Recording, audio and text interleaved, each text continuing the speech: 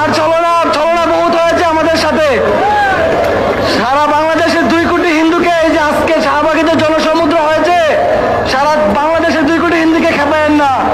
যদি 2 কোটি হিন্দু নামে 8 দফা কিন্তু 1 দফা হয়ে যাবে। আমাদের সিনিয়ররা বলে গেছে 8 দফাকে 1 দফা করেন না, 8 দফাকেই বাস্তবায়ন করেন। এটি যৌক্তিক দাবি। আমাদের এই 8 দফা দাবি দুর্গাপূজার আগেই অতি বিলম্বে বাস্তবায়ন করা হোক।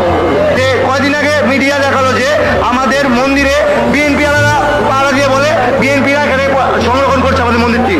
আবার আমাদের জামাই শিবিরের লোকজন মন্দিরের সামনে দাঁড়িয়ে ছবি তুলে বলছে যে আমরা মন্দির আমরা পাড়া দিচ্ছি।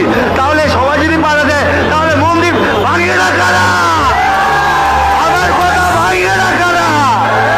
ভাই আমাদের প্রথম বৈষম্যের দিক থেকে শুরু হচ্ছে যে আমাদের এই দেশের রাষ্ট্রীয় ধর্ম হচ্ছে ইসলাম। এটাই প্রথম বৈষম্য সৃষ্টি হয়েছে। কারণ এই রাষ্ট্রের যে রাষ্ট্রের মাটি, এই মাটি কি ভূত না করে? এই মাটি কি গোমাংস খায়? এই মাটি কচ্ছপের মাংস খায়? তাহলে এই মাটির কিভাবে আবার রাষ্ট্রীয় ধর্ম হতে পারে?